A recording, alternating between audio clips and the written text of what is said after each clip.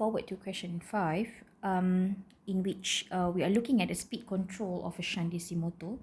You are given multitude of information such as rated power, rated current, the terminal voltage VT, the rated speed 1800 RPM, and you are given R adjusted that is initially adjusted at 175 ohm, but it can be adjusted from 100 to 400 ohm.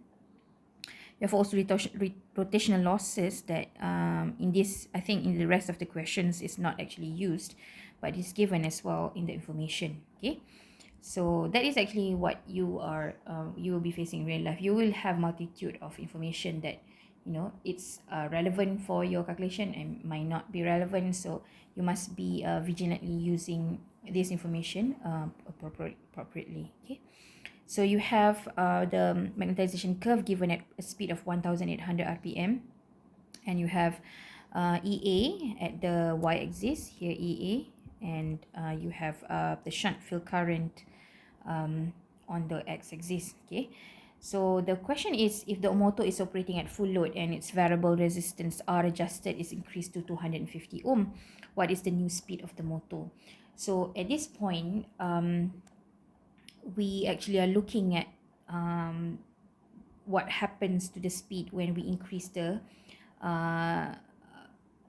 resistance, okay, the adjusted resistance. So we actually see from the lecture previously that if we try to increase the field resistance, we are actually going to get the speed that actually higher than the speed that with the resistance that are lower than the new resistance. Okay, so but we will be expecting that, but first of all we need to find out what is actually the speed at full load.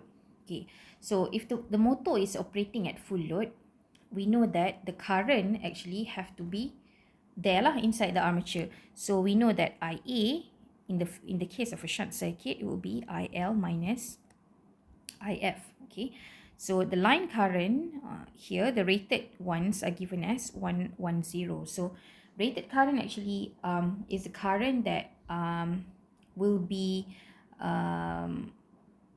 used by the machine when it is operating at rated load or the full load. Okay, so this current at full load, it will be drawn from the terminal. So 110 ampere minus IF is actually VT over RF plus R adjusted, okay, which is actually VT is 240 volts divided by RF 75 plus R adjusted 175 is 250, right?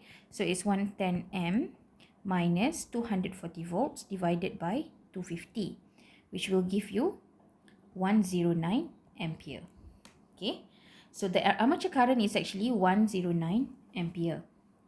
So the internal generated voltage at full load, okay, so EA at full load, so here IA at full load, okay.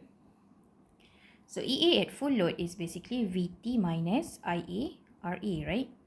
So so VT is 240 minus IA 109, and RA is given as 0.19 ohm. So the EA at full load is actually 219.3 volts. Okay. Now this is what's happening at actually full load. Now if we increase the R adjusted from 175 to 250, what will happen? So we can see that IA, when we increase the R adjusted to 250 ohm, okay, so IF, okay, IF will become RF plus R adjusted, okay, IF will become 240 divided by 75 plus 250, right? So if we add to 250,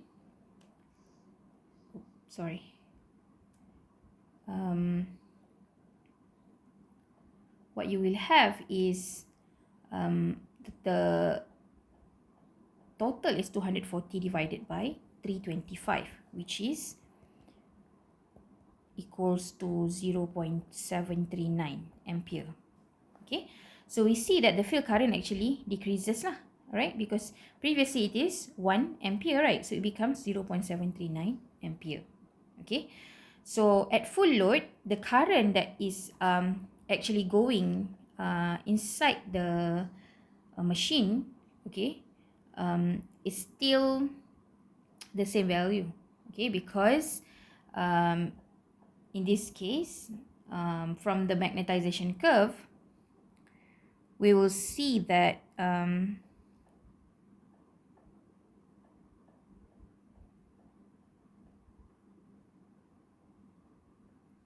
okay, we will see that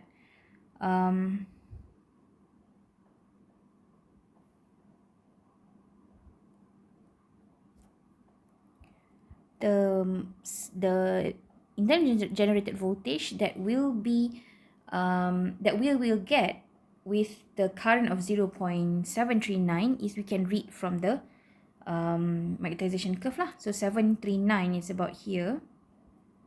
Probably need to scale down the point. Okay. Right. So 739 probably around here. Okay.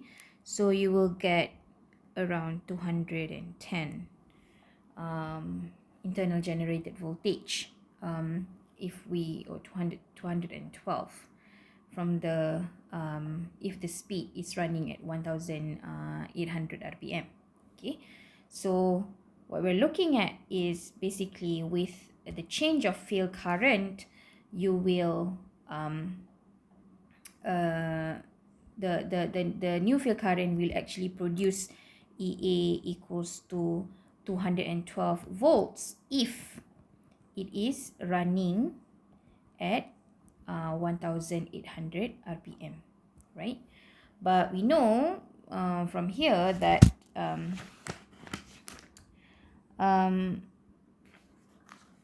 the speed is we did not know yet, all right?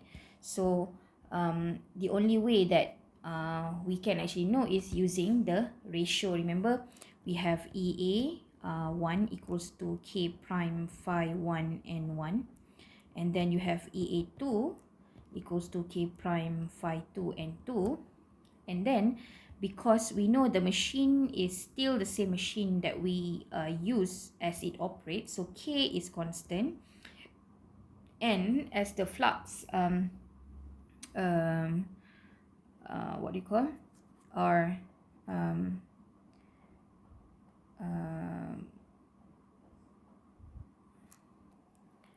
the flux between these two conditions is not the same, so we will have the equation EA1 equals to phi 1 and 1 and EA2 phi 2 and 2.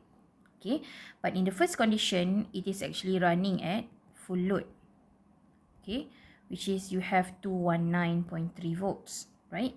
But in the second condition you are also still running at full load, in which EA will still be at the same point, okay, because you are still running at full load. Okay, so EA1 and is equals to EA2. This is, we are looking at the same thing as if we are running with a constant load torque. Okay, so that means the EA itself will not change. Okay, so here when we have this, so we can consider that phi 1 and 1 equals to phi 2 and 2. Okay, so N2 is equals to phi 1 over phi 2 times N1. Okay, so because phi and EA is actually since EA is proportionally changing with flux. Okay, remember that A is K phi omega, right?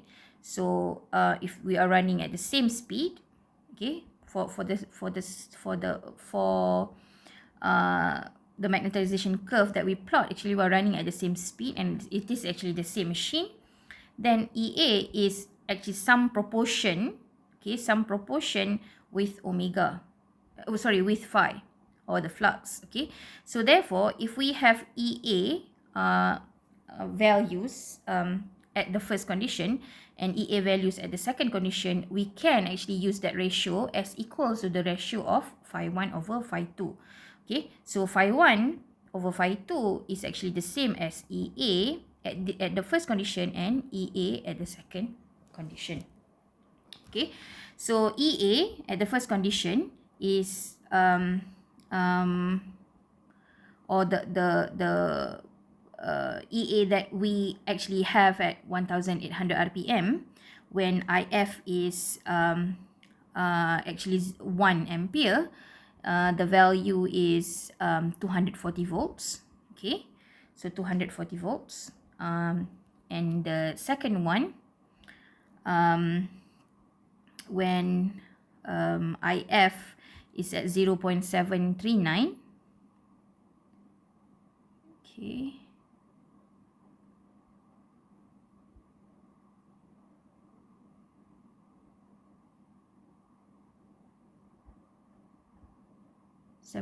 Is 212. Okay, 212 volts. Okay, so this would be the ratio lah. Okay. Okay, so sorry, EA1 is not 240, it's actually 219.3. We have calculated just now, right? Which is from here. Okay. Alright, so EA2 with that changes of field current is actually 2 volts if it is running at 1800 RPM. So this ratio is come up 1.034, which is 1.034. So N2 is actually 1.034 times 1800 RPM.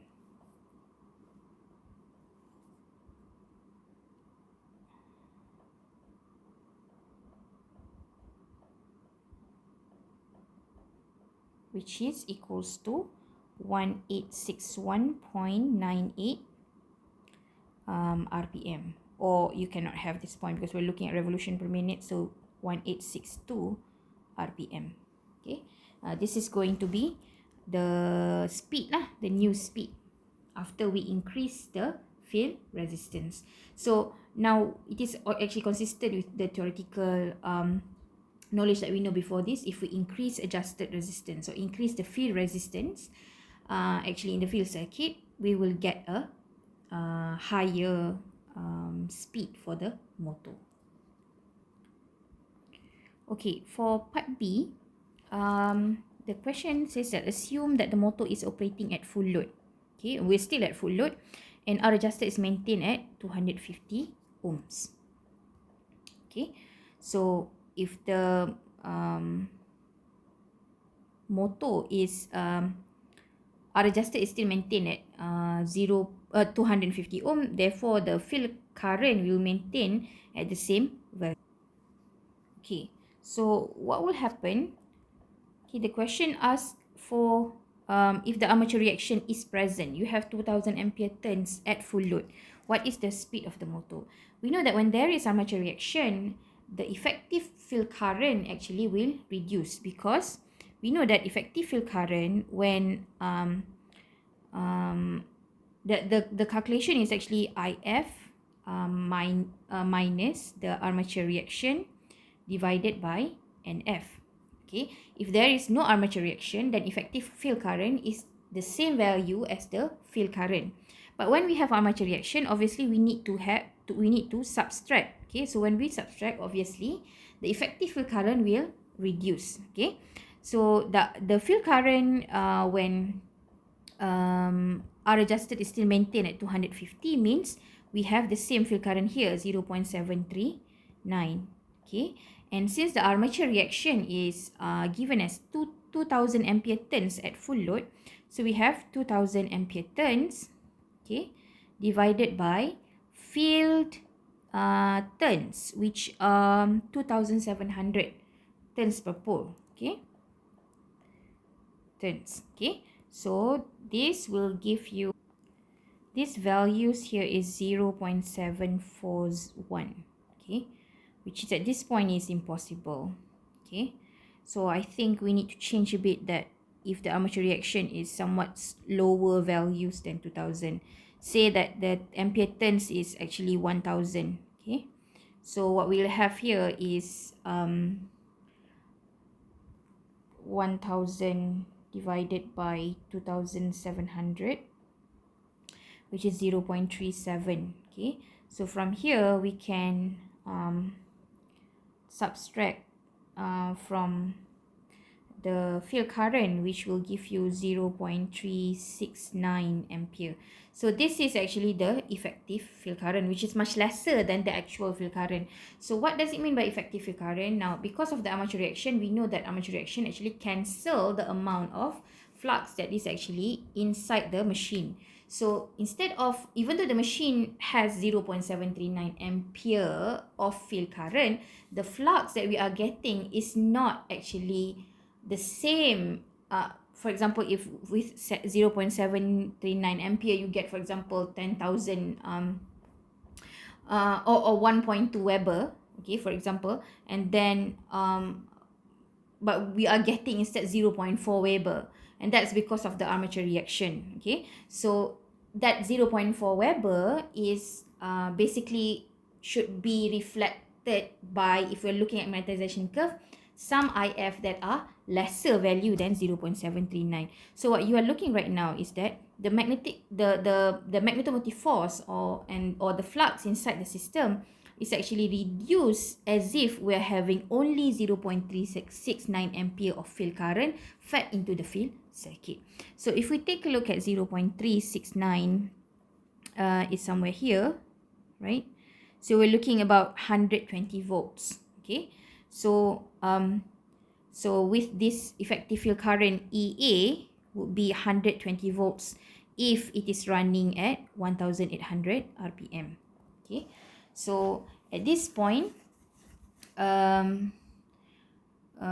we have to see what are actually the actual internal generated voltage. Okay, since EA is actually VT minus IARA, and VT is 250 minus 109 times 0.19 ohms, okay, of RA. I think it's 0.19. Yep. And therefore EA is actually 219.3 volts. So if the motor is running at 1800, you will get 120. But in your case right now, the voltage that you actually get is 219.3 volts. So obviously you are running at different speed, right? So the speed that you're looking for must be found lah. So how to find that? Like I said previously, we will be using the ratio between two different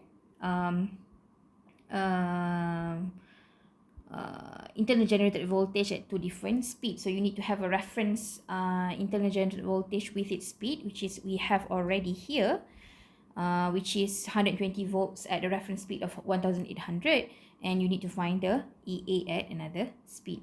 Since we are not changing the variable resistance, it maintains at that point, so we can actually use EA1 over N1 equals to EA2 over N2.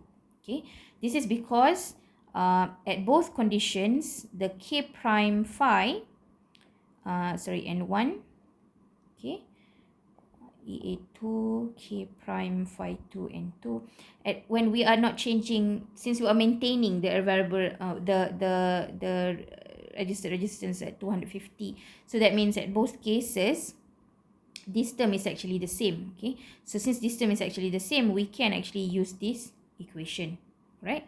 So using this equation, what we actually have is we can put the reference first, 120 volts divided by 1800 RPM, and EA2 is actually 219.3 volts divided by N2. So N2 is actually this calculation lah, the ratio 120 volts divided by 1800 RPM, okay, and 1 over answer. times 219.3 volts. Okay, so what you will get is 3289.5. Okay, let me calculate that again. So 219 delete 0.3 divided by 120 and times 1800. So it's 3289.5 RPM. Okay, so this will happen when we have that much armature reaction inside the system. Okay, so we know that with the previous class, we know that when we have like a plot of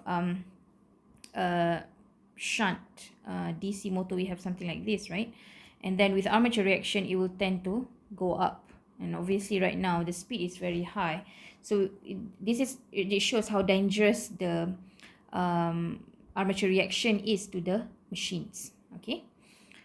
All right. And the third one is, if R adjusted can be adjusted from 100 ohm to 400 ohm, what are the maximum and minimum no load speed possible with this motor? Okay. So what the question is, the no load speed range. Okay. So it is asking, because no load speed is actually here, right? So it is asking what is the no load speed when RF is equals to 100 ohm, or RF adjusted, okay, is equals to 100 ohm, and what is actually the no load speed when RF adjusted is 400 ohm. Okay, so this is quite straightforward. We just find out how much IF first, which is VT over RF plus R adjusted. Okay, so 240 divided by 75 plus 100, which is 240 divided by 175, which is equals to 1.37 ampere. And we also have another IF, which is at the max at the minimum value, which is RF plus R adjusted at 400. So 240 over 75 plus 400, which is 475, which is equals to 0.51 ampere. Okay, so IF minimum is when R adjusted is at maximum, and IF maximum is when R adjusted is at minimum. So again, when we want to find a no load speed range, we should refer back to how we determine first the amount of what you call internal generated voltage. Okay, so we know that at no load there is no current flow in the armature. Okay, so EA is equals to VT minus IARA from the circuit, and since IA equals to 0, EA is equals to VT. Okay, so at this point we know that in both of the cases EA is actually equals to 240 volts, right?